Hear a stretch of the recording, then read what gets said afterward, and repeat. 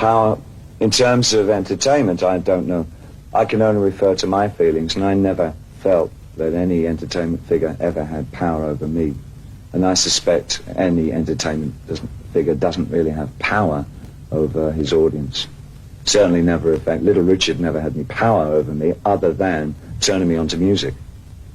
And I feel that that's probably the only kind of power that a rock artist has, is in terms of attracting an audience to a particular kind of music. But a human being's a human being. He grows up in his own way, and he makes his own decisions about what he wants to do in his life. Are you today very far from Ziggy Stardust? How far? Yeah, I think 1,000,000 light years.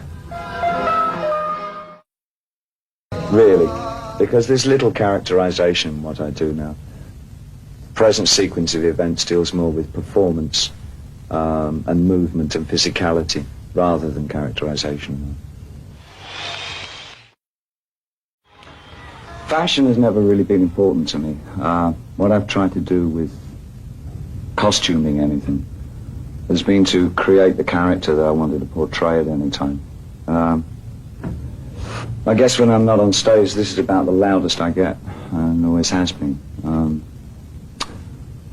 And trying to find something that works with each particular show has been it's been interesting. It's put me in touch with fashion people. The first fashion guy that I worked with was Kansai Yamamoto, who worked with me on the Spiders tour in 72, 73.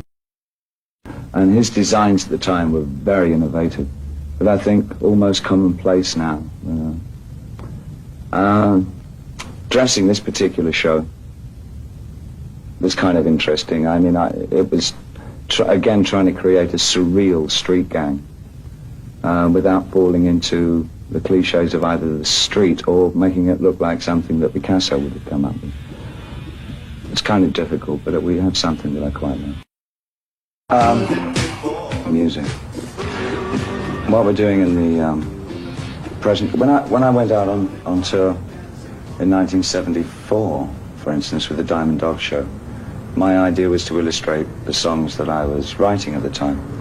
And I continued to work that way through most of the 70s, but by the time we got overall acceptance in 1983 with a very commercial song, it seemed the best thing I should do would be to play all the music that I'd written for the last 15 years. Songs that maybe people didn't know that I'd written. So it became like a tour of radio hits, things they'd heard on the radio and had not necessarily associated with me. But when I came to doing this present tour, what I wanted to do was structure something with some more obscure songs, so there aren't really that many well-known songs in it. There's maybe 4 or 5. And the rest of it are songs that I felt worked within the context of the show. So it's using my music slightly differently for performance than I ever did in 83. So. But much of the time, when I devise a show, it's very much for me. It's to please me, and nobody else. I don't care.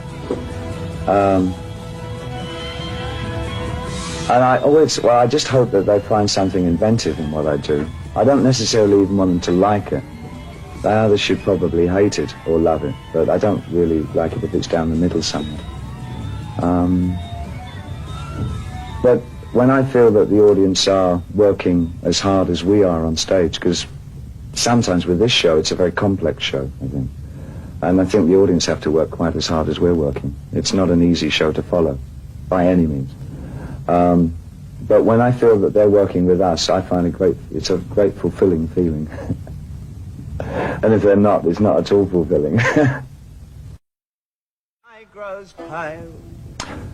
Eternity. Eternity for me is not feeling very well and having another two hours on stage always feels like an eternity. Even one song can feel like an eternity, especially with bronchitis, which I'm just losing now.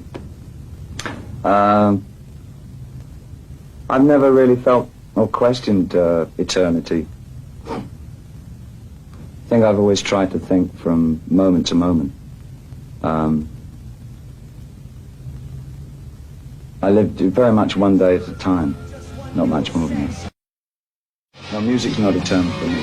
It's only, for me, it's for the moment, as I write it. What happens to it afterwards among people who listen to it is very different. But I think a writer generally discards the music as soon as he's written it. It's like doing a painting. You don't sit and look at it once you finish painting it for very long. The streets are something that I never really worked off in my writing. And briefly, I've only featured them on stage once again. That, again, was the 74 tour, Diamond Dogs.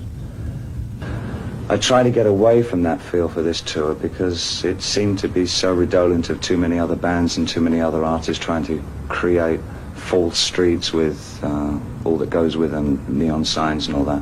And I felt that was kind of cliche. What I wanted to do was get away from that and find more the interior streets. So a lot of the feeling came from a feeling of trance-like dream states on the stage. So it really has very little to do with streets. There's a feeling of the clawing hostility of streets, but it's not done through the street itself. It's done through the performance and the choreography. But it doesn't know very much to the streets. More to the psychotic values of a writer. My father was, in a children's organisation in England. And I spent a lot of time when I was a kid going from one home to another in the course of his job.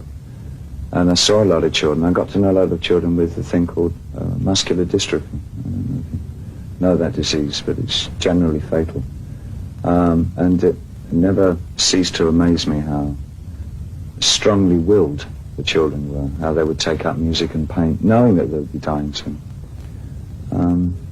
And that aspect of the handicap side of children was always, I felt, more tragic than anything else, even more tragic than children who didn't have homes.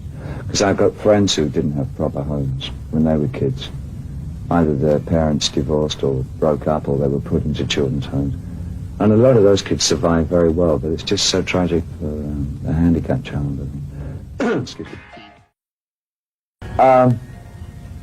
When I get tired of touring, when a tour has gone on too long, months and months and months, I never want to tour again, ever. Sometimes you say, I will never do it again. Every time I finish touring, I say, I'll never tour again. And when you do it again? Because I want to tour again. Solitude is used to have... I'm amazed this time around on the tour that I have so little solitude around me. I mean, it's such a relentless feeling on stage. It never stops, what with the dance troupe and the actors, that there are only 2 moments of solitude on stage. One is with the song Never Let Me Down, and the other one with Heroes. And they both deal with unrequited love, I guess, in that way. So it's expressed on stage as love and solitude together. They never quite manifest physically. I went to see some artists artists who are related to some of my relations in America not so long ago. And they're about 80, 85 years old, and they still paint with the same verve and feeling and feelings of emotion as they did when they were 25. I think as long as an artist believes in his own work, he can keep working until he doesn't feel the need to keep working. But an artist probably will always feel the need to keep working.